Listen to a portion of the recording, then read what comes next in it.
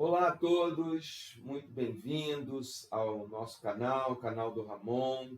Depois de um tempo, né? Aí, devido a esta pandemia, devido a essa situação toda pela qual estamos passando aí nesses 3 meses, nossos vídeos não têm sido produzidos, não estavam sendo produzidos, nós não estávamos mais ocupados com um foco mais em outra atividade ministerial, enfim, mas não podemos parar o nosso canal devido à temática. E até aproveito para reforçar isso neste vídeo de hoje sobre a necessidade, né? Nós já estávamos falando no nosso canal, daí a razão dele ser, a razão dele existir. Desde o início estávamos explicando isso, partindo desta base para o nosso trabalho aqui, da necessidade de que Jesus esteja no centro da fé cristã, na prática no centro da fé, no centro da espiritualidade, no centro da prática e das práticas cristãs. E o momento que veio a partir aí de março para o Brasil, que nos alcançou milhares de pessoas, não só aqui, mas no mundo inteiro, né? Onde a igreja está, inclusive a igreja cristã, tanto católicos quanto protestantes, os evangélicos no Brasil, estão sendo desafiados nesta fé, neste momento, e eu vejo isso com mais um clamor e, ao mesmo tempo, uma certeza, fortalecendo esta certeza que nós temos da necessidade de que Jesus esteja neste momento, mais do que nunca, ao centro da fé, onde nós podemos retirar, não é? Onde nós podemos retirar ou buscar as respostas. É com Jesus, é em Jesus que nós buscamos as nossas respostas para a vida e para a história, para a nossa vida e para a história. Ou seja, nós estamos nesse momento, as coisas estão muito unidas, nunca deixaram de estar. A minha vida, a sua vida, a nossa vida e a história. Porque parecia às vezes que eram coisas dissociadas, né? A minha vida é assim, a história é algo do passado, são narrativas, mas a história é o que está acontecendo, a história sempre foi isso, não é só o passado. Enfim, então agora parece que a história entrou na nossa vida, né? Sem pedir licença aí com essa história do coronavírus, com esta realidade que infelizmente está assolando a humanidade. Então é o momento da igreja cristã responder a si mesma, responder a esta humanidade sobre Deus. E Deus para nós, ele se revela, ele se dá, ele entra na história, na pessoa de Jesus Cristo, na pessoa de Jesus histórico, na pessoa de Jesus Cristo da fé, da nossa fé. E esse é o objetivo do nosso canal, buscarmos respostas nas Escrituras e centralizando as Escrituras em Jesus. Enfim, e daí eu quero pegar o gancho para a nossa aula de hoje. Nossa aula de hoje pretende circular por esta visão a respeito de Jesus. Quem seria Jesus naquele momento em que ele estava aqui, como o Jesus histórico, como aquela pessoa nascida na Palestina, aquela pessoa habitante de Nazaré, aquela pessoa que formou discípulos, formou um grupo de seguidores e que começou a pregar, ensinar de maneira jamais vista antes. E ainda nesta pregação, neste ensino, neste ministério de Jesus, incluindo os seus milagres, as curas que ele fazia, o poder que ele tinha sobre os outros espíritos que perturbavam a vida das pessoas, chamados demônios, na mente, no corpo, nos relacionamentos das pessoas. Jesus começou também a mostrar que ele tinha poder sobre tudo isso, o que levou ele a um nível onde as pessoas começaram a falar dele, sobre ele. Isso também é interessante, porque Jesus, ao longo da história cristã, da história da humanidade, Jesus teve tem várias representações. Isso quer dizer o quê? Quer dizer que muitas vezes Jesus é visto, cultuado, adorado, não da forma como ele realmente se representou, da forma como ele se expressou, da forma como que ele quis se expressar. Porque essas representações, elas são criações nossas. Nós, através do meio religioso, através das práticas religiosas cristãs, acabou muitas vezes se atribuindo a Jesus papéis, personalidades, que, afinal de contas, será que Jesus mesmo ele se investiu dessas personalidades que lhe atribuíram depois, por exemplo, é muito comum, principalmente aqui no Brasil, há uma ênfase a Jesus como o milagroso, né? Deus que faz milagres. Em Jesus nós encontramos milagres que precisamos. Muito talvez da grande reputação e fama de Jesus como centro da fé cristã no Brasil se dê a partir desta busca pelos seus milagres. Pessoas que estão enfermas, pessoas que estão com certos problemas. Aliás, isso é até o apelo de vários segmentos cristãos. Busque a Jesus porque ele tem a cura para você, porque ele tem a solução dos seus problemas. E isso já acontecia no tempo em que Jesus estava presente aqui, nesse momento humano de Jesus, né? Isso já acontecia. Ele era buscado, ele era procurado, ele era afamado pelas suas curas. Mas será que ele mesmo se fez, ele mesmo construiu o seu nome, o seu ministério, a sua missão por esses milagres que ele fazia, ou pelo ensino que ele praticava, ou pela força que ele estava tendo dentro do segmento religioso do seu tempo, onde ele estava se destacando?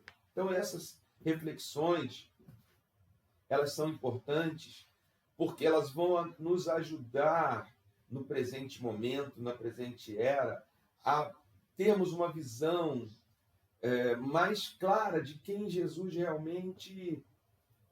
realmente Jesus foi para ele mesmo, visto por ele mesmo, que está nos evangelhos, que está nas escrituras. A nossa base, nossa referência maior sempre será as escrituras, serão os evangelhos, o Novo Testamento, o que os apóstolos que vieram, que andaram com Jesus, que viveram com Jesus, que tiveram a autoridade das igrejas, as primeiras igrejas, para falar sobre Jesus. O que eles diziam, o que eles escreveram, o que eles ensinaram sobre a pessoa de Jesus.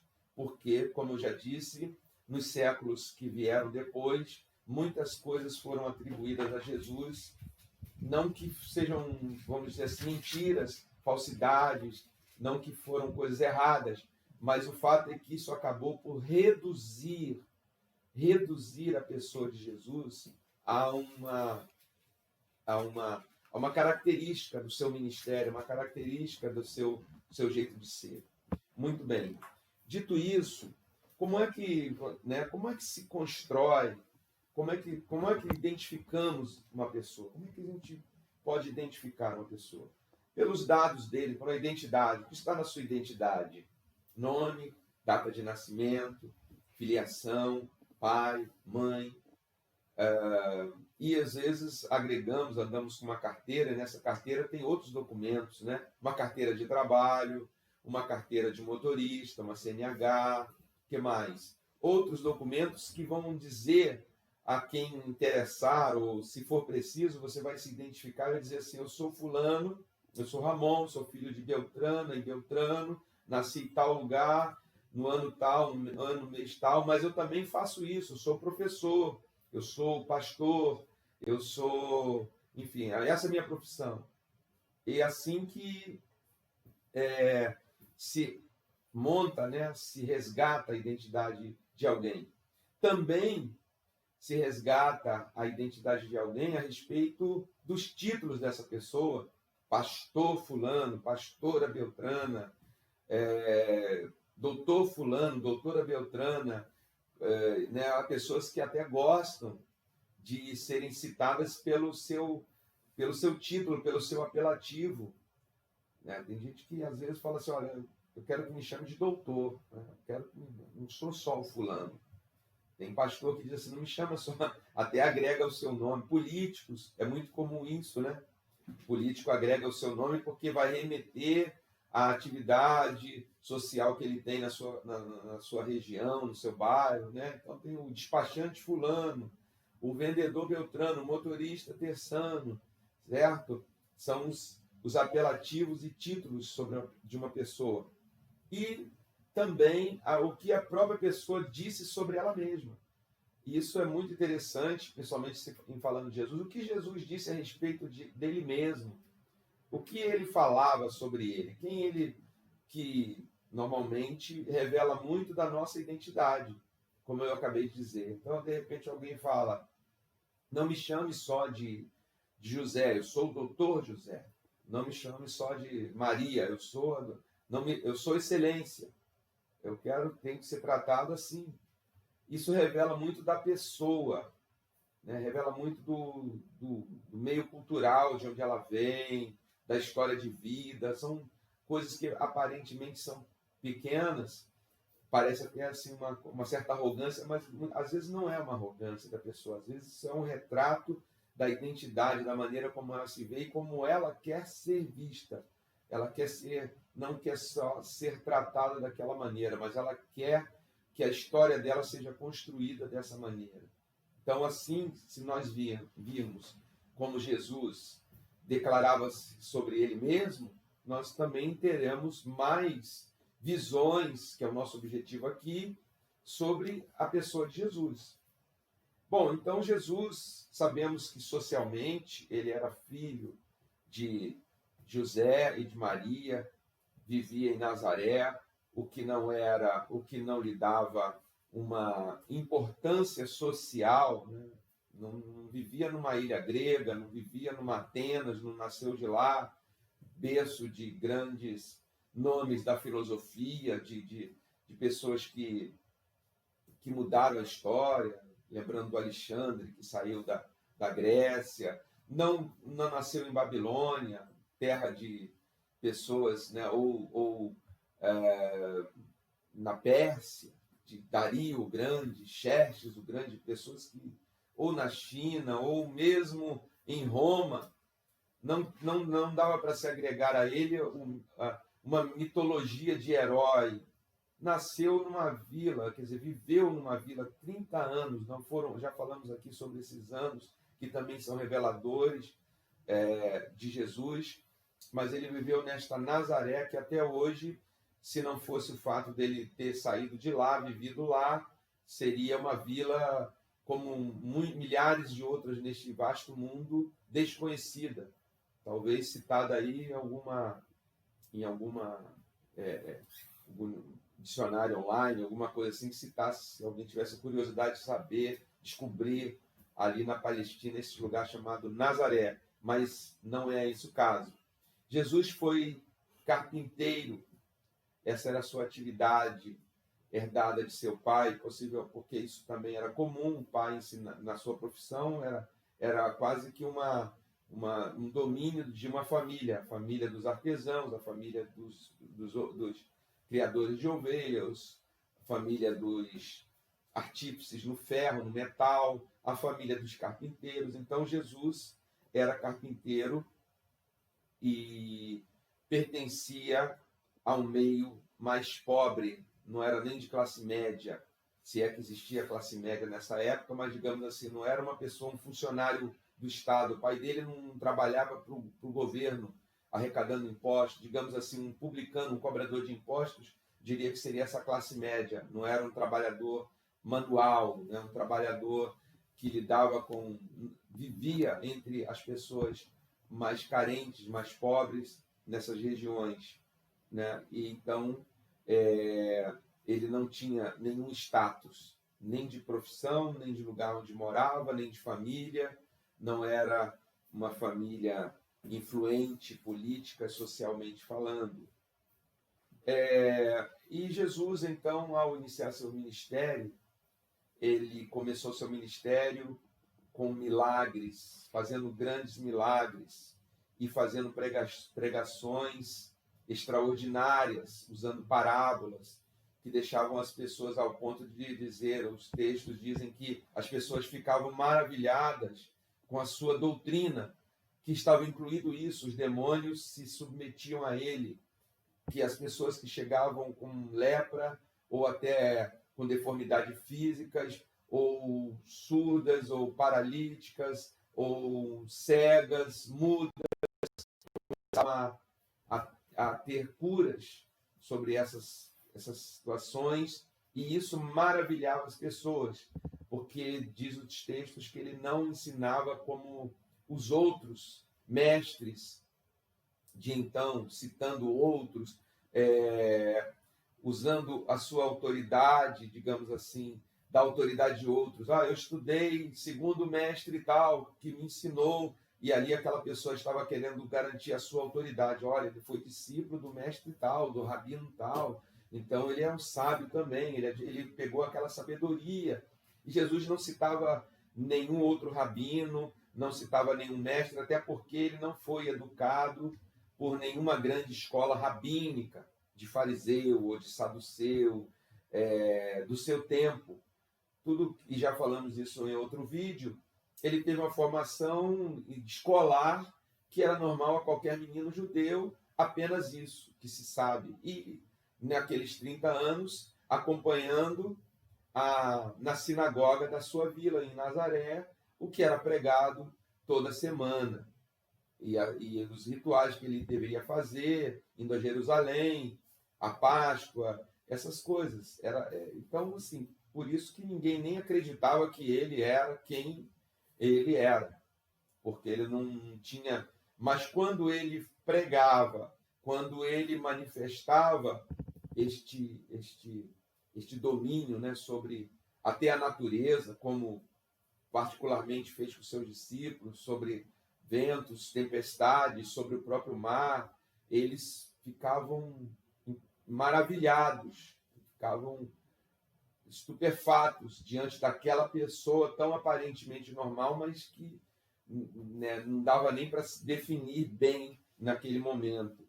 E por não poder se definir bem, as pessoas atribuíam a ele, isso é o que nos conecta com o momento atual, as pessoas atribuíam a eles aquilo que eles conheciam. Por exemplo, Jesus começou a ser chamado de profeta. Ele é um grande profeta que se levantou entre nós. Porque no inconsciente coletivo, eles tinham Elias. Então, quando Jesus ressuscitou o filho da viúva de Naim, falaram, o grande profeta se levantou entre nós.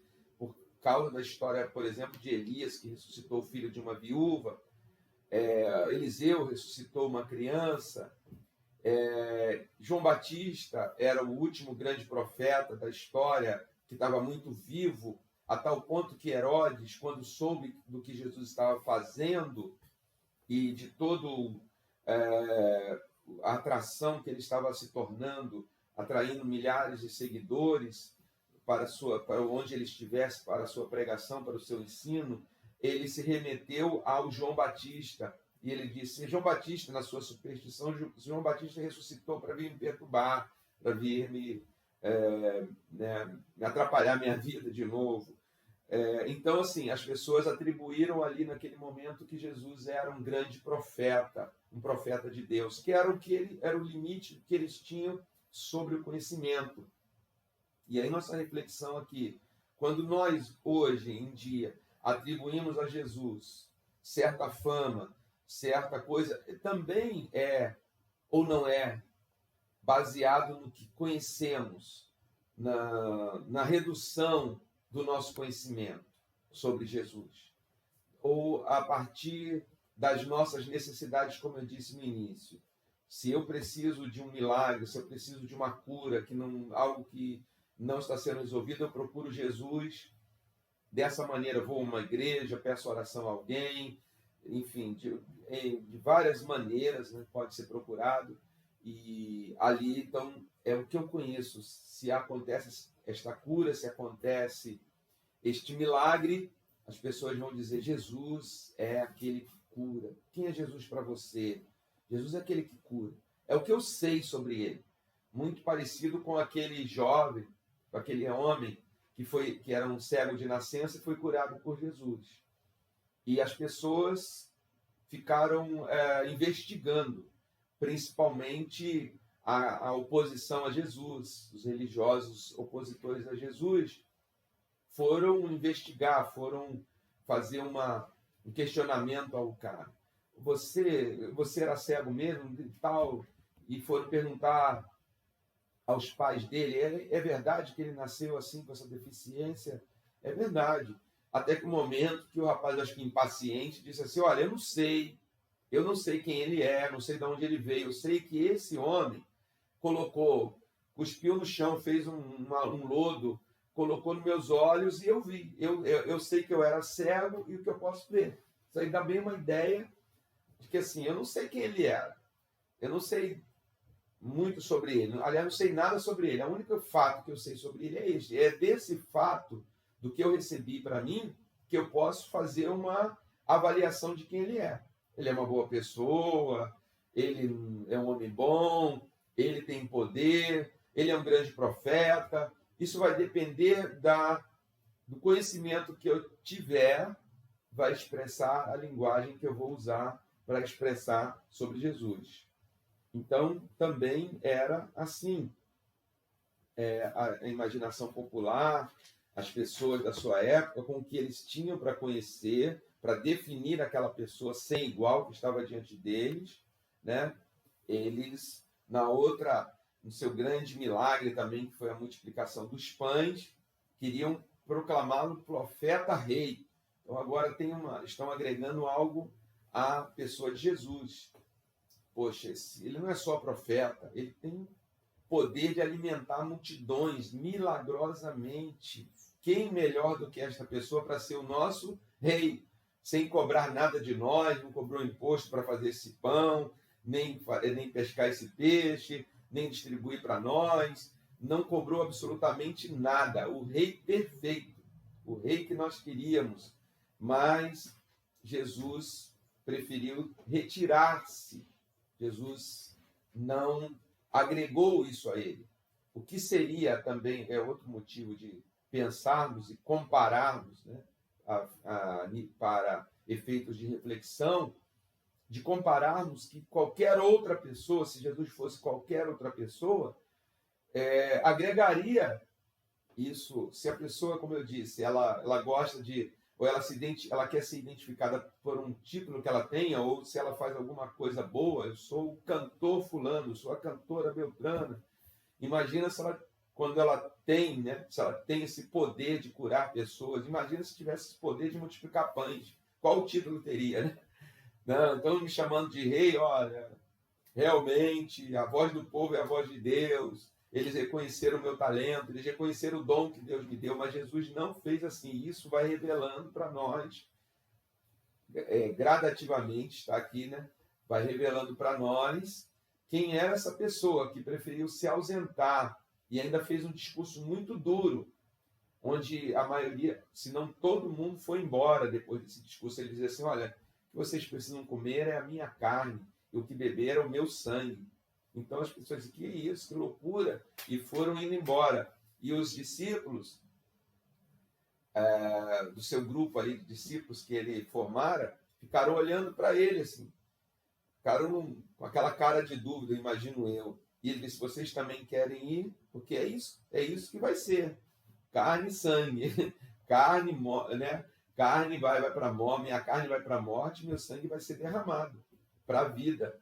Se querem, não é peixe, não é pão, não é trigo, não é mel, não é isso, não é aquilo. É isso que vai salvar, é isso que vai trazer a nova vida para esse mundo. Mas, claro, ninguém estava pensando nisso. Porque, repito, a maneira, os parâmetros que eles tinham para analisar Jesus era esse. Enfim, mas Jesus não quis aderir, houvesse aderência à pessoa dele, esse título de profeta, de rei, no sentido de podem usar isso aí para nem a título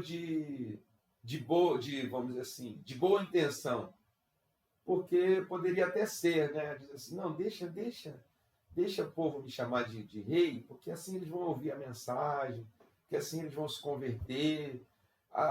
Vou sempre estar lembrando aquele milagre para eles, e através daquele, assim, vou ter ouvidos, vou ter corações dispostos a ouvir, isso que é importante. Depois que eles se converterem, depois que eles ouvirem, depois que eles souberem a verdade, aí eles não vão... Não, mas ele cortou logo, né? Cortou logo essa de se criar um mito de Jesus rei, um mito de Jesus, o profeta rei. E então, assim, por isso, em torno da pessoa de Jesus, surgiram grandes discussões. E quem ele é, que deixa de ser, porque veio, se ele é de Deus, se ele não é de Deus. Uma vez até disseram, muitas vezes falavam isso cara a cara com ele, ofendendo, né, ou procurando ofendê-lo. Olha, você expulsa demônio porque você é demônio, é o maioral, é o chefão. Então ele diz, então, um reino dividido contra si não subsiste. Se eu fosse demônio, por que eu ia acabar com o meu reino? Né? Então, o que mostra é essa diversidade de respostas para tentar explicar a sua grande autoridade doutrinária, o seu poder de curar. Né? Então, assim foi se fazendo, porque não se conseguia, o fato é, isso que é importante também, não se conseguia enquadrar Jesus nas categorias que eles tinham, que eu já citei. É profeta? Não é profeta. É rei? Também não é, não quis ser rei, não quis o trono. É maioral dos demônios? Não, ele já rebateu isso com grande sabedoria e realmente faz sentido, tem lógica o que ele fala, não pode ser. Então não conseguiam encaixar, assim como nos dias atuais. É difícil também se encaixar. Por que é difícil? Isso talvez responda ou ajude-nos a responder algumas coisas que ouvimos. Né? Por que Jesus... Né? Vou falar dessa pandemia. Jesus... porque nós procuramos a resposta de Jesus com base nas categorias que nós temos para ele responder. Se ele é o grande milagreiro, em outras palavras, se ele é o grande milagreiro, por que não está curando agora? Por que não está impedindo essa pandemia de avançar? Então, dá como se diz aí numa linguagem, né? Dá um bug. E o círculo mais restrito de seus discípulos? O círculo mais restrito de seus discípulos, nós temos um momento, mas nós sabemos que eles estavam, se não milhares de pessoas naquele momento, naquele mundo ali de Jesus, estavam à espera do Messias, de um Messias político, Messias que viesse tirar Israel de toda aquela situação de estar sendo uma nação dominada por um governo estrangeiro, e pior do que ser um governo estrangeiro, um governo averso à fé de Israel, que dava uma contradição com aquilo que eles esperavam. Deus nos deu uma promessa, fez uma aliança que estabeleceria um reino mundial através do nosso pai Abraão, do qual nós somos filhos e herdeiros, e isso é uma contradição que estamos vivendo. Então, o Messias virá para quebrar esse jugo, quebrar esse cativeiro e verdadeiramente instaurar o seu reino. Possivelmente, seus discípulos, que estavam muito próximos a ele, tinham também essa categoria, esse parâmetro, para atribuir a Jesus que ele fosse líder messiânico, o Salvador nesse aspecto. Pedro foi um que Jesus quando ele perguntou né, o momento que ele fez essa discussão entre eles, quem as pessoas dizem que eu sou? Ah, uns dizem que é Elias, outros dizem que é tal, outros dizem que é tal. E vocês? Vocês, eles, né? Quem vocês dizem que eu sou? Então Pedro se adiantou e falou: Tu és o Cristo, o Filho do Deus vivo. Jesus respondeu: Você respondeu por Deus, foi o Espírito de Deus que revelou a você, Simão Barjonas. Mas em seguida, vemos de novo essa personalidade de Jesus, essa identidade de Jesus. Porque ele não diz assim: olha, então, agora em diante, quando vocês saírem a pregar, vocês digam que, quando perguntarem qual é o mestre que vocês representam, nós representamos o Messias. Está na hora do povo saber que o Messias chegou.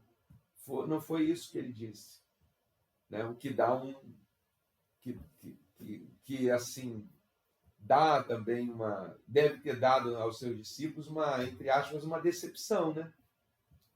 Porque ele disse: mas não digam isso para ninguém ainda. Não é hora de dizer isso. Não é chegada a hora do Filho do Homem. Não é hora de sair dizendo por aí que o Messias chegou e tal. O Messias virá, a revelação messiânica virá de outra forma. Virá por outra forma. A partir do quê? A partir da sua ressurreição. A partir da sua morte, mas da sua ressurreição, a tal ponto que Tomé, em João capítulo 20, 28, quando eu creio que ali, né, até também tem um texto maravilhoso do teólogo N.T. Wright, um teólogo muito importante para o nosso momento, para o nosso século, nossa era aqui, onde ele fala sobre isso, esse encontro de Tomé com Jesus ressuscitado antes, pouco tempo antes, ele tinha dito: eu só creio se eu tocar no seu corpo, eu vi o sinal das suas mãos, eu vi o seu lado furado, porque esse é o parâmetro que Tomé tinha.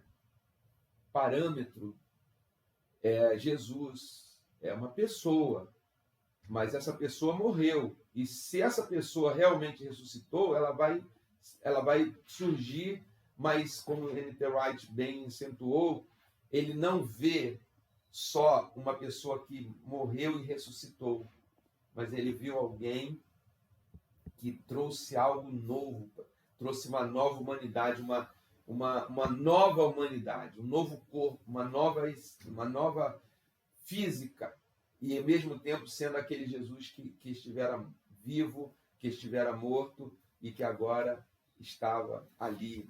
Então esse acontecimento é o que vai trazer, a partir de então, para os discípulos, a revelação messiânica.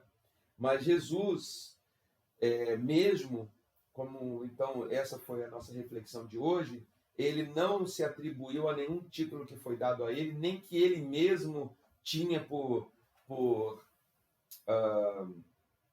nele mesmo. Ele era o Messias de verdade, ele podia muito bem ter se apropriado disso. Ele era profeta também, ele era rei também, mas não da maneira como se pensava. Ele era o Salvador. Um título, se é que pode-se dizer assim, que ele se atribuiu foi filho. Meu pai, o filho, se o filho vos libertar, verdadeiramente sereis livres, em suas parábolas. O que também é algo interessante, que é um caminho para nós refletirmos. Jesus, o Jesus histórico, em todo momento, ele se revela assim, quem é o Senhor é o Filho. Ele se coloca como filho. E em outro vídeo, em outro momento, nós vamos procurar caminhar nesta visão de Jesus como filho. O quanto isso é importante para o nosso conhecimento e para nossa aperfeiçoamento da nossa fé, da nossa vida e a nossa passagem pela história, né? Nossa caminhada pela história. E assim hoje, então, nós encerramos aqui nossa reflexão, né? Jesus se revela como filho, Jesus se revela como servo de Deus, um filho, o filho que é servo de Deus. Ele veio para servir, assim, ele se colocou Por isso que o Evangelho, por exemplo, de Marcos, não vai trazer essa grande propaganda, esse marketing de Jesus, o curandeiro, Jesus, o profeta, Jesus, o rei dos reis, Jesus isso, Jesus aquilo. É sempre de alguém quase que anônimo, quase que alguém como ele deveria ter se colocado mesmo, se postou assim como alguém que está passando e está interferindo na história de uma maneira sem igual, mas para revelar quem o pai era através do filho, no seu trabalho como servo obediente deste pai. Tá bom, queridos? Então é isso. Um grande abraço. Até o nosso próximo vídeo, até a nossa próxima aula. Gostaria que você compartilhasse este vídeo. Queremos crescer nessa comunidade de conhecimento sobre Jesus e para isso precisamos compartilhar, precisamos que você coloque seus comentários, se tiver perguntas. É por isso que é uma aula, não é que a minha pretensão ser o professor, sou apenas alguém que, nesse momento, estou aqui, eu sou professor sim, mas estou me representando como professor porque é numa sala de aula que a gente pergunta, o professor conhece, aprende e ensina aprendendo.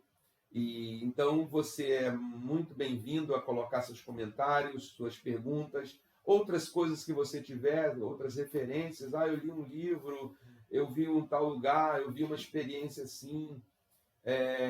Se inscrever no canal do Ramon, também aí apertar o sininho aí, que sempre que tiver um vídeo novo, né, depois de 3 meses, vai tocar o sino para alguns e você vai vir aqui. E façam isso por gentileza, tá bom? Um grande abraço e até o próximo vídeo. Até a próxima aula. Muito obrigado.